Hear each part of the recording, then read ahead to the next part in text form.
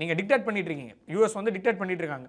Venezuela வந்து ரஷ்யாவையும் சைனாவையும் கைட்டி விடு, பிரிக்ஸோட பேச்சுவார்த்தை நடத்தாத, உங்ககிட்ட இருந்து 30 மில்லியன் பேரல்லேருந்து 50 மில்லியன் பேரல் வரைக்கும் நான் வாங்கிப்பேன். ஸோ யார் வீட்டோட பட்ஜெட்டை யார் போடுறது, யார் பொருளை வாங்கி யார் விற்கிறது, அந்த பணத்தை நானே வச்சுப்பேன். யார்? ட்ரம்ப் டைரெக்டாக சொல்ல, ஒரு பிரசிடென்ட் பேசுகிற பேச்சு மாதிரி இல்லை, ஹைவே மண் வரும் அந்த மாதிரி இருக்குது.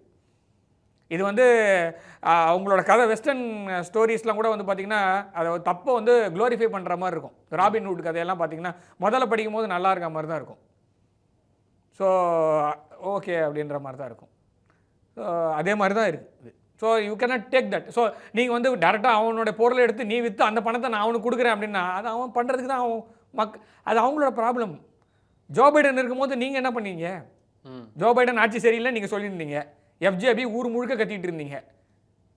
ஹண்டர் பைடன் இனி வரைக்கும் ஹண்டர் பைடன் மேலே ஒரு பொது மன்னிப்பு கொடுக்குறேன்னு சொல்லி ஒரு பேப்பரில் கையெழுத்து போட்டார் பைடன். அதாவது பையன் பண்ண தப்பு எல்லாத்தையும் மறைச்சி அப்பாவே கையெழுத்து போட்டு இது வந்து குளோபல்லேருந்து லோக்கல் வரைக்கும் இதாக தான் இருக்கும் போல இருக்குது. ஸோ எந்த ஒரு சேஞ்சுமே இல்லை. ஸோ என் பையன் வந்து குற்றமற்றவன், அவன் மேலே எந்த ஒரு ஆக்ஷன் எடுக்கக்கூடாது, அப்பா கையெழுத்து போட்டு கொடுத்துட்டாரு. அது முடியவே முடியாது, நான் ஒத்துக்க மாட்டேன்னு சொன்னார் ட்ரம்ப். ஒரு வருஷம் ஆக போகுது, இன்னும் 9ஆம் தேதி. அதுக்கு வந்து நம்ம என்ன பண்ண போகிறோம்? ஸோ இது வரைக்கும் ஆச்சு ஒரு ஆக்ஷன் கூட கிடையாது ஹண்டர் பைடன் மேலே.